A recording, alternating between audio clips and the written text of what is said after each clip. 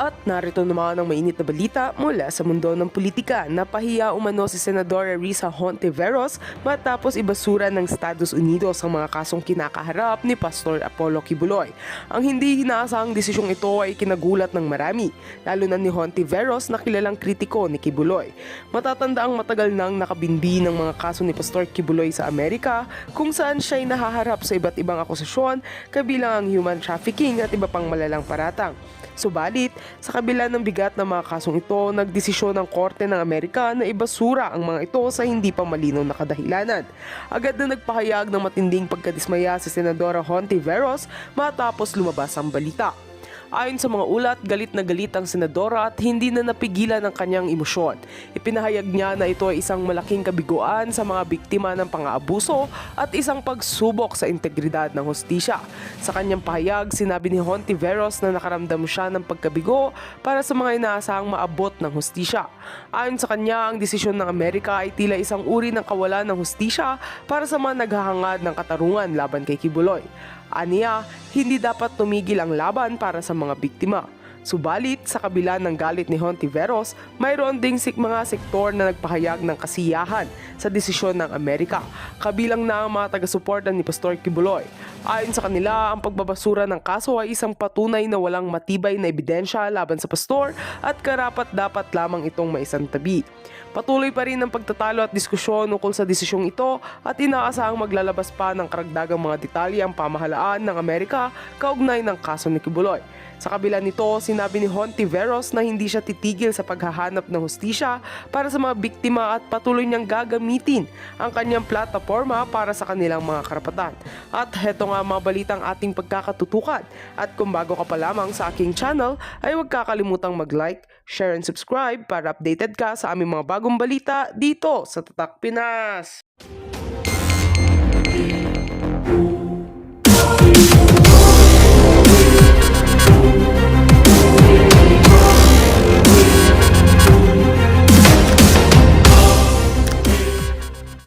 Ibinasura ang mga kaso laban sa isang KOJC leader, Hannah Jane Santos report. Mabibigat na kasong human trafficking, forced labor at money laundering ang ibinasura ng korte sa Amerika matapos pumasok sa isang plea bargaining agreement ang akusadong leader ng KOJC na si Marisa Dueñas, ang Human Resources Head ng KOJC sa Van Nuys, California. Sa isang eksklusibong panayam kay Attorney Elvis Balayan, sa ngalan ng mga abogado ni Dueñas at isa sa mga abogado ni Pastor Apollo si Kibuloy, maituturing na isang legal victory ang nasabing kasunduan. Napakaganda po sapagkat sa pamamagitan po ng plea bargaining pumayag ang mga abogado ng Estados Unidos na i-dismiss po yung mga napakabigat na mga krimen na isinampa laban sa kanya, kagaya po ng forced labor, money laundering at saka human trafficking, no? Yes. Unang-una, patagal ko na akong sinabi yan na yung kaso ni Pastor Apollo Kibuloy ay walang kapatay-patayan at nakikita natin yan sa kalakaran na halos 5 taon na hindi nila sinusulong, hindi nila tinutuloy ang trial sapagkat wala nga silang ebidensya, kaya binibimbin lang nila, panay-postpone sila, ulit-ulitan ng postponement. At pinapabayaan lang nila na yung kanyang warrant of arrest ay manatili. Kaya ever since, sinasabi ko na walang patayan sa fact alone na it cannot proceed with trial. Kasi ang mga abogado, pag wala kang ebidensya, talagang gagawin mo, patatagalin mo, tagahanap ka ng ebidensya. Correct. Yan ang nangyayari. Breaking news mga kaibigan! Napakagandang balita po. Talagang kumpirmado na po mga kaibigan, no? Na-confirm na po at na-declared na po guys ng American Court. Ang kaso po ni Pastor Kibuloy mga kaibigan ay ibinasura na po. Tatlong major cases po. Ibig sabihin guys, mabibigat na mga kaso. Kasi pag sinabi mong mabibigat na mga kaso, yan yung walang mga bail. So, binasura, absuelto po si Pastor Kibuloy. So, ano ibig sabihin nito mga kaibigan? Siya ba ay makakalaya na? O naku, alamin natin yan mamaya yan ha. Kung makakalaya na po si Pastor Kibuloy mga kaibigan. Kasi deserve naman talaga guys eh. Tama naman itong sinabi ng mga abogado po. No? Kasi mamaya magsasalita po guys. Paparinig ko sa inyo. Meron na pong reaction si Attorney Torion. At itong si Attorney Balayan mga kaibigan. Kaya nga itong si Virus nagulat mga kaibigan sa pasabog ni Attorney Balayan. Dahil hindi nila akalain guys na ganun po ang mangyayari sa Amerika. Diba? Nakakagulat po talaga mga kaibigan kasi biro nyo guys. Kung ano-ano ang mga paratang nila kay pastor dito sa Pilipinas. Na kahit nga sa Amerika eh. Ilang taon na po nakapending yung kaso na yan sa Amerika. Kahit doon na lang sila magbase. Diba? Kahit doon na lang sila tumingin guys. Doon na lang sila mag-base sa Amerika. Ilang taon po nakapending ang kaso ni pastor sa Amerika? Ilang taon? 7? Or hindi lang ako sure ha. Basta maraming taon po. Dahil walang complete or walang concrete na evidence at walang mga testigo. May mga testigo man, yung iba umaatras. Di ba? So ibig sabihin, mahina ang kaso. Kaya po, ang Korte ng Amerika mga kaibigan, pumayag po sila ng plea bargain. For the next, ano ba yung plea bargain na yan? Mamaya pag-usapan din natin yan, i-explain ko sa inyo yan, kung ano po ang pagkakaiba ng plea bargain at saka pleading guilty, no? Or nag-plead guilty siya. Magkaiba kasi yan guys eh. Well, pareho lang naman sila pareho lang naman sila ng proseso, pero magkaiba lang po talaga ang execution. Kasi pag sinabi mong plea bargain mga kaibigan, ibig sabihin, merong agreement na nangyayari. So, mga kaibigan, magandang balita po ito guys. Kaya nga itong si Risa mga kaibigan, no? Ayon po sa source, naghahanap na naman ng paraan. Alam mo bang gagawin ni Risa mga kaibigan? Magkakaroon na naman daw ng Senate hearing. Talaga bang nabubuang na tong si Jutang Ginemes na tong virus na to? Magkakaroon na naman daw ng Senate hearing, Sus Mariosep. Porkit na absuelto na si pastor sa kanyang mga major cases sa Amerika, magkakaroon na naman ng Senate hearing at kailangan daw dumalo ni pastor, Sus Mariosep. Hindi na pwede yan, oy. Hindi ka ba, alam mo ba ang batas? Hindi na pwede yan kasi meron na pong korte yan. Inakyat na sa korte yan. Ibig sabihin, meron na pong proper venue, proper investigation. Meron na pong meron na pong proceeding yan. Anong Senado? Gusto mo lang magpasikat eh. O, tingnan nyo ha, ito ha, natataranta na naman sila. Oo, desperado po. Adel Bautista, desperado. Di ba? Natataranta na naman sila guys dahil nga, biro nyo, Amerika mga kaibigan, pumayag sa plea bargain. Kasi, ang isang kaso guys, or ang isang korte, pumayag ng plea bargain, ibig sabihin, mahina ang laban. Mahina ang kaso. Mahina ang evidence. Mahina ang testigo.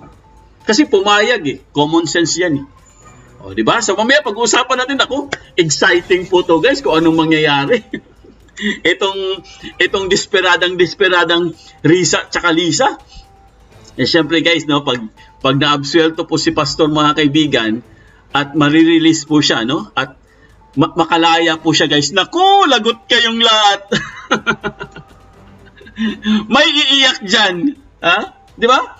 Kung makakalaya po si pastor, mga kaibigan, kasi ilang ano na lang yan eh. Siguro, hindi na siguro abutin ng Pasko yan. Baka makalaya na si pastor. Di ba? Ano ko lang ha, analysis ko lang ha. Pag nakalaya po si pastor, mga kaibigan, General Torre, magtago ka na. Risa Hontiveros, kung ako sa'yo, umalis ka na ng Pilipinas. Oy, Lisa, ha? Bangag, ahas, nako, humanda kayo, babalikan kayo. Hindi naman ganun si pastor eh. Alam natin si pastor mabait yan eh. So yan po mga pag-uusapan natin at meron po tayong update kay Vice President Sara Duterte. Meron tayong update sa kanya, meron po tayong lap trip, no? Para naman sumaya tayo kasi puro na lang bad news. Sabagay, good news naman itong kapastor. At syempre guys, pag-uusapan din natin itong May pahayag kasi si Bangag ngayon eh. Pag-usapan natin guys ha. May pahayag si Bangag. Naku. Ano na naman yan, Pudinet? Naku mga kaibigan. Talagang sobrang kasinungalingan talaga itong si Bangag na to. Ito guys ha. Ang sinabi po ni Bangag mga kaibigan, si BP Sara daw ang budol. Si BP Sara pa ang budol? Okay ka lang? Ha? Si Vice President Sara Duterte pa daw ang budol mga kaibigan. Grabe. Ano na naman kayong tinira nito? Ha? Ay, Bangag, ano na namang tinira mo? Bakit ganyan na naman yung mga statement mo? Minsan ka lang magsalita mali-mali pa. Okay, pag-usapan po natin mamaya yan. Pero bago lahat, kung bago pa lang kayo sa aming channel, mag-subscribe na po tayo mga kaibigan. Huwag niyo kalimutan mag-comment at mag-hit notification bell para updated kayo sa aming mga bagong videos. ADF 2.0 po ang aming FB page. Follow, like, and share ng mga videos. Ayan po, live na naman tayo mga kaibigan. Tayong ka this Friday. Napakahaba ng live natin kanina. Ilang hours ba yun? 7 hours? No? Ang tindi ng live natin kanina guys. Pero wala namang parang walang kwenta eh. Puro lang kwento, wala wenta eh. No? So, pasensya na po, napakahaba po ng live natin. Kaya pinakita ko yung live kanina, guys. Kasi nga, eto na naman sila, no? Pinapangalanan na naman itong si Bato, si Duterte, no? Sinasangkot na naman nila, guys. Alam naman natin, mga kaibigan, sa panahon po ni Duterte, war on drugs yun eh. Kayo naman. Ha? Natutuwa pa kayo? Ha? Natutuwa pa kayo sa mga nangyayari? Di ba? Natutuwa pa kayo na nakawala itong si Espinosa? Natutuwa pa kayo na na-absuelto si Delilah? Ha? Anong klaseng gobyerno kayo? Kaya nga nakakulong yan. At kaya po may nangyari dyan. Kasi nga, dahil sa droga. Hindi nyo magets eh. Droga kasi yan eh. Buti nga to si Richard, nakakaintindi. Si Gomez eh. So, okay, hindi naman yan ang topic natin. Yan yung kanina. So, hayaan lang natin yan. Pero, ito na nga mga kaibigan, ang pinakamagandang balita po na natanggap natin, no? Yun nga mga kaibigan, isa sa mga akusado ay nag-plea bargain na po mga kaibigan. Ibig sabihin, siya po ay makakawala na guys. Siya ay makakalaya na. Palakpakan! Palakpakan naman kayo dyan! Alright! Yes, no, masaya na naman tayo mga kaibigan. Huwag tayo masyado masaya ha. Kasi pag masyado tayong masaya mga kaibigan, naiinggit sila. Maghahanap na naman sila ng maghahanap na naman sila ng kamalian para i-condemn tayo. Kasi masaya ka. Sobrang saya nila. Nako, maghahanap na naman tayo ng kaso. Okay mga kaibigan, ito po, no, pakinggan lang po natin. Bago po natin umpisahan itong mga main topic natin guys, gusto ko munang pasayahin ang inyong gabi, ang inyong ano ba ngayon? Kasi medyo mainit eh.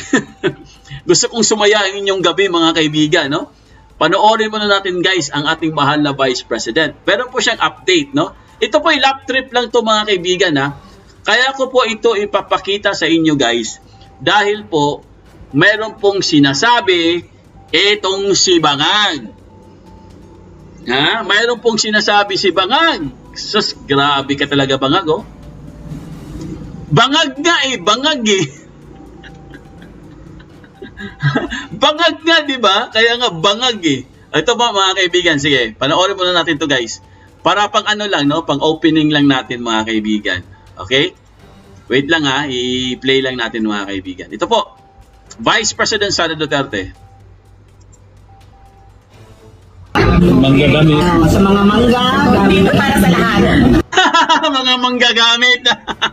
Ito na naman tayo. Ito po yung mukbang mga kaibigan, no? Mukbang ni Vice President Sara Duterte. Ito na naman tayo sa mangga. Manggagamit. Para lang ito sa mga mangga. Mangga. Alam yan, the version of social na mangga. Mango tapioca para sa mga mangga. Tapioca.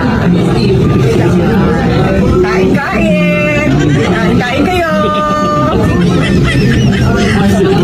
Primo Piato Catering. Maraming salamat. Kailan namin ang kanilang mga luto. Beef na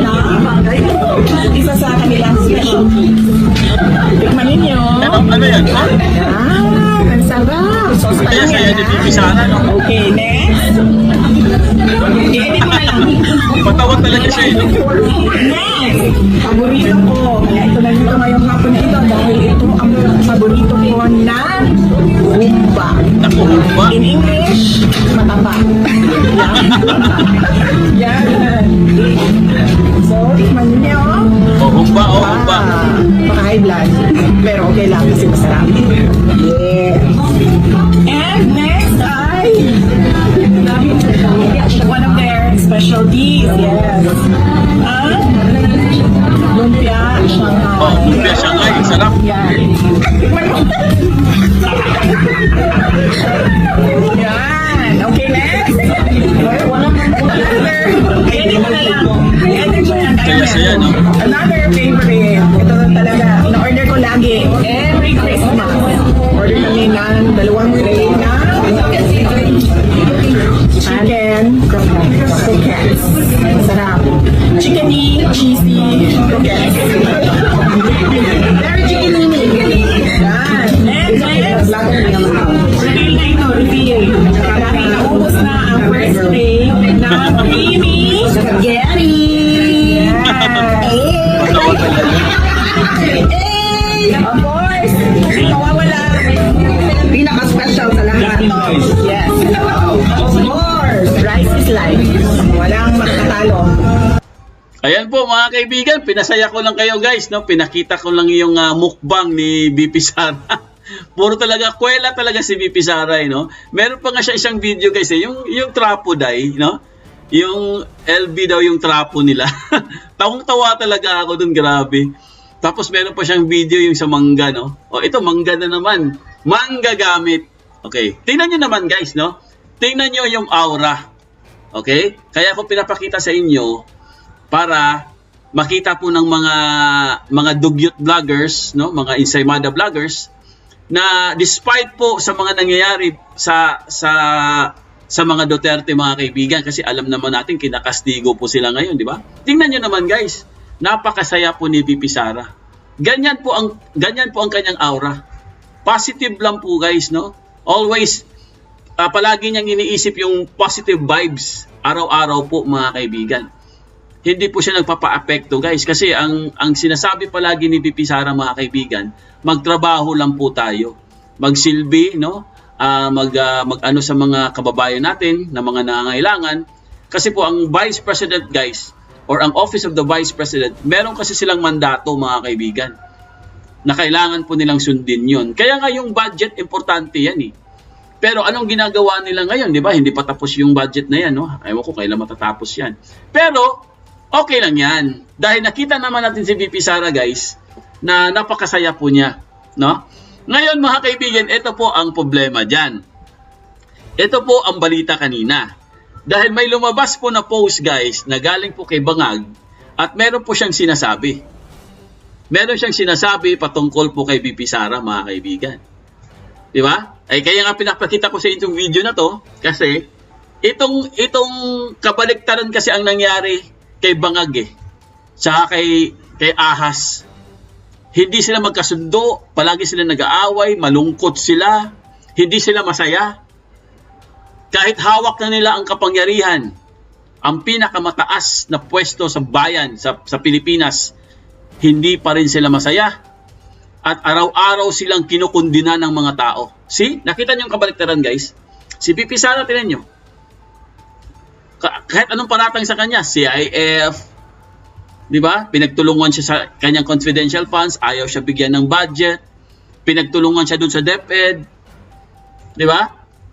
Kung ano-ano mga paratang sa kanya sa Office of the Vice President. Pero tingnan nyo guys, tingnan nyo. Tingnan nyo si BP Sara. Napakasaya. Di ba? Open pa rin yung ano niya, yung aura niya as talagang masayahin po siya mga kaibigan. Pero tingnan nyo ang side ni Bangag. Tingnan nyo. I-compare nyo guys.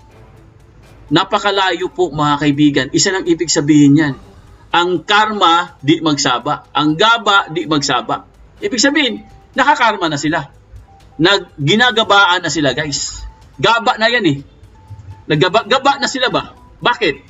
Kasi nga sa mga ginagawa nila sa kanilang kapwa, na pinabayaan po nila ang Pilipinas, ang mga Pilipino.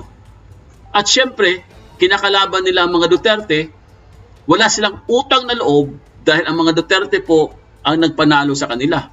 Hindi nila pwedeng i-deny yan. At ang dami pong naitulong sa kanila ng mga Duterte. Unang-una, yung tatay nila pinalibing sa mga libingan ng mga bayani sa panahon ni Duterte. Huwag nilang i-deny yan. Kasi dinideny nila eh. Di ba? Dinideny nila ngayon. Pero, huwag kayong mag-alala. At least, masaya si VP Sara. At yung si Bangag, ito po ang sinasabi ni Bangag, mga kaibigan. Ito po, pakita ko sa inyo. Ayan po ang kanyang sinasabi, guys. Okay, lakihan natin. Ayon po dito sa balita, President Bongbong Marcos and Vice President Sara Duterte on their relationship. Okay? Kasi sinabi po ni VP Sara, mga kaibigan, basahin ko lang ha, hindi naman kasi kami talaga nagkausap niyan. Hindi kami magkaibigan. Di ba sinabi ni VP Sara yan? I-recall lang natin, no? Nagkakilala lang kami dahil naging running mate kami. Bago pa naman kami naging running mate, hindi na kami nag-uusap. Nag-uusap lang kami during campaign at dahil sa trabaho noon. Sabi po ni VP Sara. Ngayon guys, in-interview po si Bangag. Ito po ang kanyang sinabi. Makinig kayo ha. I always thought that we were friends, but maybe I was deceived. Sus Mariosep. Hindi ka ba kinakilabutan sa sinasabi mo, Bangag? I was deceived, mga kaibigan. Kung sa Tagalog pa, nabudol daw siya, guys. Siya pa ngayon ang nabudol kay VP Sara. Alam mo ba yung sinasabi mo, Mr. Bangag? Alam mo ba yung sinasabi mong deceive? Ayan pakita ko sa inyo. Ayan Marcos, VP Sara remarked, they were not friends. Maybe I was deceived. Unang-una, pinagtulungan si VP Sara ng pinsan mong tambaluslos. May ginawa ka ba? Nirescue mo ba si VP Sara? Pinagtanggol mo ba si VP Sara? Sinasabi mong friends kayo? Hindi. Hinayaan mo lang siyang lapain doon sa Congress. Wala kang sinasabi, hindi ka man lang nagbigay ng statement, wala ka man lang at least concern kay VP Sara dahil hindi naman kasalanan ni VP Sara ang CIF or yung Confidential Intelligence Funds. Sino ang nag-download ng pera sa OVP galing ng OP? Sino? Di ba ang Office of the President? Hindi naman hiningi yan. Iniligay mo yan doon sa OVP, dinownload mo yung pera kasi ayon po sa mga source, patibong. Yun ay trap. Binigyan mo ng pera ang OVP para tatanggapin ng OVP at gagastusin para matrap or patibong. Ayun, nagkaletse-letse na po ang buhay ng OVP. Dahil dun sa pera na yan, sa confidential fund na yan. Ngayon, hindi mo siya pinagtanggol. Hinayaan mo lang siyang lapain dun sa Congress. Tambaluslos, hinayaan mo rin sila. Hindi mo makontrol si Tambaluslos Bangag dahil takot na takot ka. Anong ginawa ni Tambaluslos kay OVP, kay VP Sara? Ayun, kung ano-ano ang mga paratang. Ngayon, pagdating sa DepEd, ganun din, pinagtulungan nyo rin. Hindi nyo rin siya tinulungan. Hindi mo siya nirescue. Pagdating naman sa budget ng OVP, ganun din ang ginawa nyo. Pinagtulungan nyo rin si VP Sara. Hanggang sa bumigay na lang si VP Sara, hindi na siya pumunta doon. Bahala na kayo sa buhay nyo. Kung bibigyan nyo akong budget, okay. Kung hindi, okay pa rin. See? Dahil hindi nyo siya pinagtanggol. Ngayon, ano yung sinasabi mo, Bangag? Na maybe I was deceived. Okay ka lang? Ano bang tinitira mo ngayon? I was deceived? Ikaw talaga ang nabudol? Or the other way around? Kasi ang alam namin, ikaw ang budol-budol eh. Kaya nga BBM eh. Budol-budol man. Di ba? Sa totoo lang guys, di ba? Sa totoo lang po mga kaibigan. 2 years po. 2 years po mga kaibigan na nanahimik si VP Sara. 2 taon tiniis ka ni VP Sara, Bangag. 2 taon guys, for the longest time. Napakahaba nun. Kung tutuusin, kayang-kaya kang pataubin eh. Kayang-kaya kang patalsikin ni VP Sara sa pwesto kung, alam nyo, sa totoo lang guys, kung salbahis lang po ang mga Duterte, mga kaibigan, kayang-kayang paalisin yan eh. Kayang-kayang hilain yan eh. Kalad ka rin yan, palabas ng Malacanang. Kayang-kaya yan, mga kaibigan, ng mga Duterte. Sobrang bait lang talaga ni Duterte guys eh. Ayaw niya na sa kanya mag-umpisa ang revolusyon o yung tinatawag nating another EDSA. Ayaw lang talaga ng Marcos eh. Ayaw lang talaga ng Duterte. Kasi ayaw nila mag-umpisa sa kanila, mga kaibigan. Kasi ang mga Duterte po, lumalaban ng parehas. So, ngayon, Bangag, yung sinasabi mong, maybe I was deceived. Sana po, napakinggan nyo kami, Bangag. Ha? Maghunos dili ka. Ha? Ikaw po ang budol, hindi po si VP Sara. Inapi nyo, yes.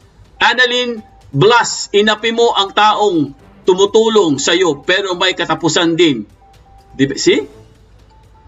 Inapi mo yung taong malapit sa'yo, tinulungan ka sa kampanya, kaya ka nanalo. Oh, tapos sasabihin mo, si VP Sara ang budol? Hello!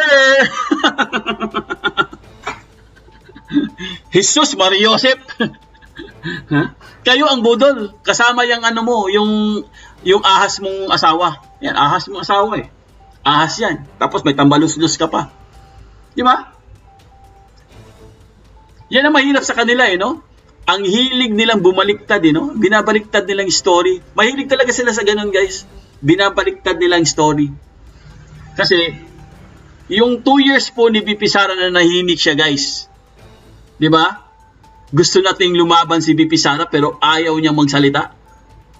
Minsan nga parang minsan nga parang gusto ko nang sumuko, di ba? Kasi ayaw talaga ni VP Sara, ayaw niyang mag-lead sa atin. Pero after 2 years, ayan na, nagsalita na si VP Sara. Lumabas na ang tunay na Duterte. So at least medyo nabigyan tayo ng pag-asa na magkakaroon po tayo ng isang leader para mamuno po sa atin, mga kaibigan. Kasi nga, syempre guys, no, alam naman natin na itong bangag na to, marami po silang plano para i-eliminate ang mga Duterte, mga kaibigan. Kasi ganoon naman talaga eh. Kung gusto mong i-eliminate ang kalaban mo, utusan mo yung mga utusan mo yung mga kriminal. Di ba? Lahat ng kriminal ngayon, tingnan mo, ha? Lahat ng kriminal ngayon nakawala. Absuelto. Si Sabaquin, absuelto na. Si Espinosa, absuelto na rin. Sino pa? Sino pa? Marami pa yan. Si Napoles, wala na. Nakalabas na. See? Kasi sabi nga nila guys, kung gusto mong siraan or gusto mong i-eliminate ang kalaban mo, utusan mo yung mga kriminal. Kasi syempre, pag mga kriminal guys, makikipag-bargain ka lang dyan, papayag yan. Para lang pakawalan sila. Ganun yan. Ganun ang kalakaran ng mga bangag. Pero huwag kayo mag-alala guys, no? Ganun talaga ang buhay eh. Sige, hayaan na natin sila. Pero, hindi po ako papayag na si VP Sara po ang budol. Ikaw po ang budol. Ha? Mr. Budol-Budolman. Bangag, ikaw ang budol. Ito po, pakinggan po natin guys ang ating update ngayong gabi para po makumpleto po ang ating context. Okay? Budol-Budolman, pasok! Nakakahiya, no? Nakakahiya talaga si Bangag, no? Magandang gabi, Nel. Ano ang ilan sa mga naging bunga ng pakikipagpulong ni Pangulong Marcos sa mga leader ng ASEAN at ano ang kanyang sinabi tungkol kay VP Sara? Nako, yan na. Yes, Jun, para kay Pangulong Ferdinand Marcos Jr., hindi nasayang ang kanyang mensahe at pakikipag-usap dito sa Association of Southeast Asian Nations o dito sa ASEAN Summit.